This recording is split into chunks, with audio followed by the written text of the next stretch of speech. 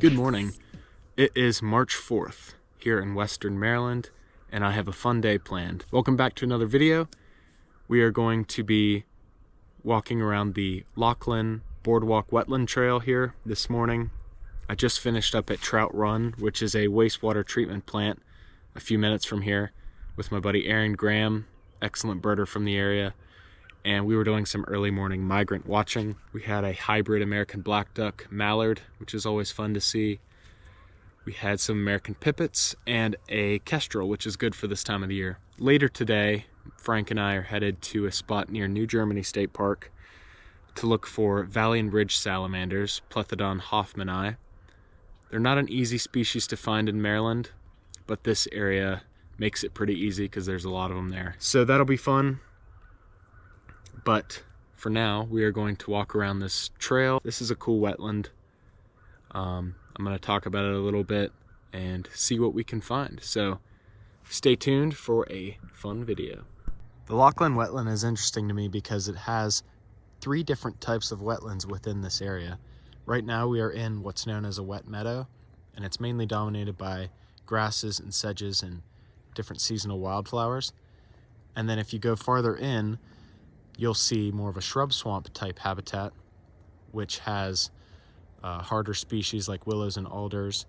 And then towards the back, you find an emergent wetland, which is actual standing water and hosts cattails and rushes, and it stays full most of the year. Just standing right here, I can hear white-breasted nuthatches. I can hear northern cardinals.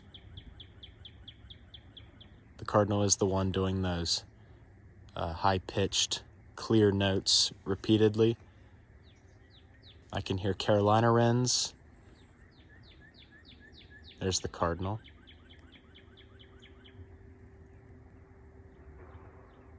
I can hear black-capped chickadees doing their classic chickadee-dee-dee-dee. We're gonna head back a little farther into the forested area and see what we can find. We should be able to see some winter wrens that like to hang out back here.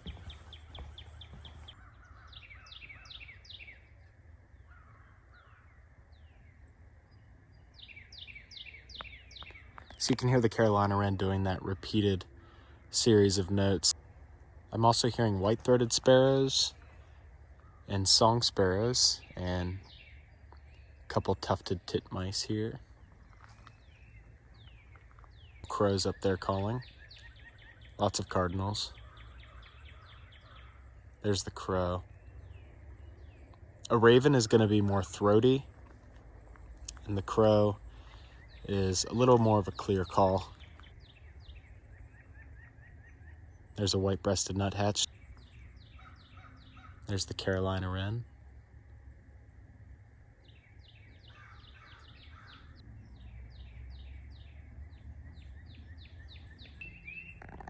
So that little is the tufted titmouse. That right there.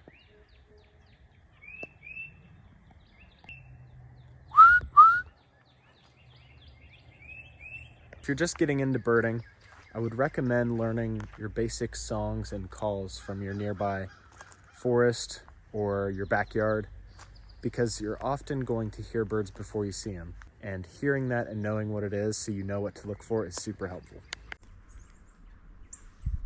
So you can hear a white-breasted nuthatch up here.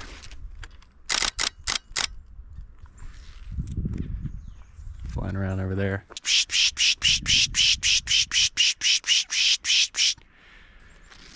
And they kind of hold their body upside down, which is interesting.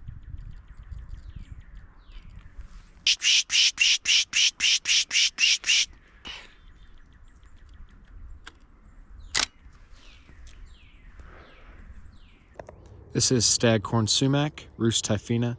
It's a common ornamental plant here in the northeastern U.S.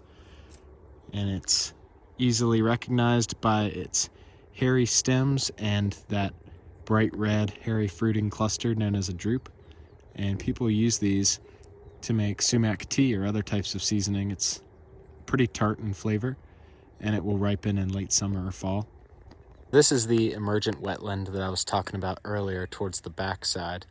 And you can see all of that exposed water that's frozen at the moment. And all of that dead stuff back there is broadleafed cattail. And there's also several species of rushes that grow in here. But if you look on the opposite side, you'll see more of a shrub swamp type habitat. And it's mainly dominated by this speckled alder, Alnus incana. And there's also a subspecies in here that I've seen a couple times known as swamp alder, which is Alnus incana rugosa.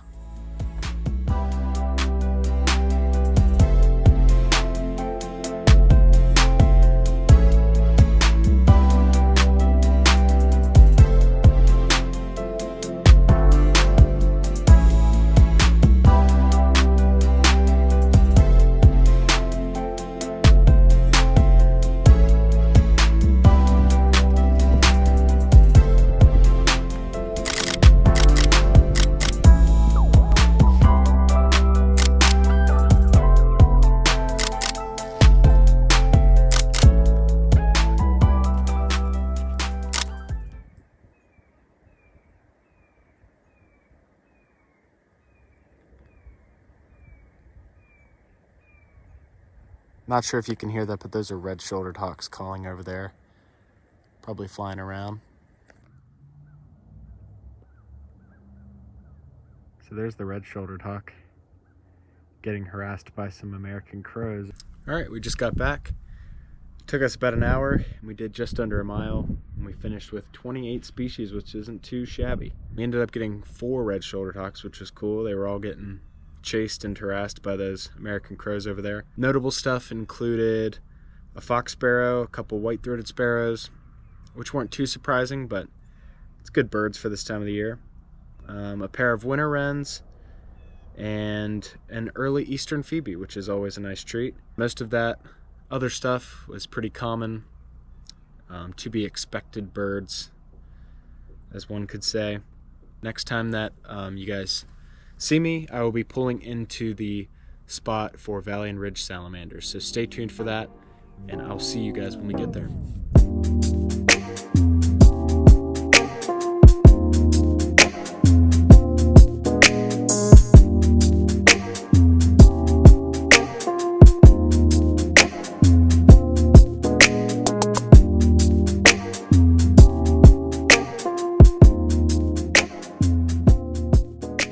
Okay, so we are headed to the Valley and Ridge salamander spot now.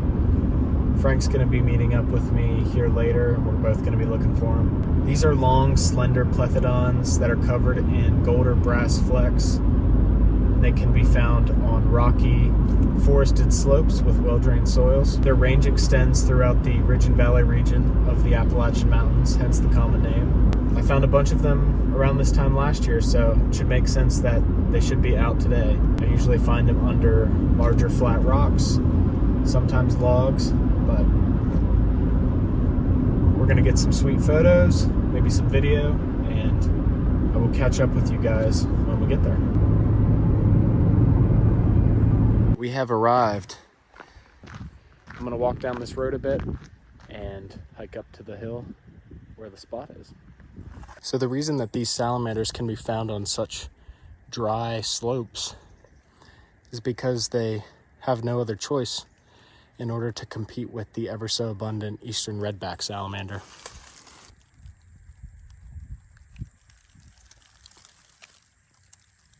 Well, that didn't take too long. Frank has joined me. We're on the hill now. That was about my 5th rock or so. That's Plethodon hoffmanni, the Valley and Ridge salamander. Did you get them under a rock? Yep. Fire. And like I mentioned earlier, they like well-drained rocky slopes. And this stuff is about as dry as you can get for March. So we're gonna photograph this guy and maybe find some more.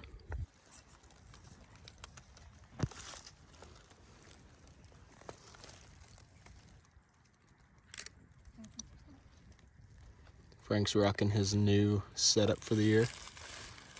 It's absolutely alien.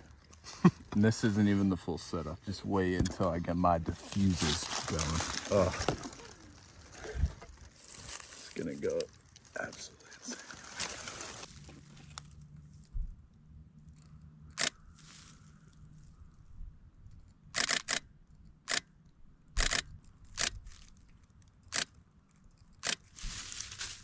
We are all finished up for the evening, and surprisingly, that one individual Valley and Ridge salamander that you guys saw there was the only one we found the entire evening. That was like the 5th rock that I flipped, and after that, we didn't see a single one, and we flipped countless more rocks and no luck.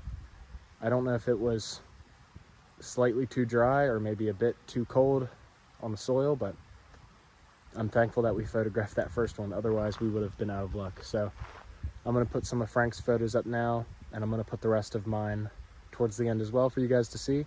Yeah, stay tuned because spring is coming quickly and things are heating up already.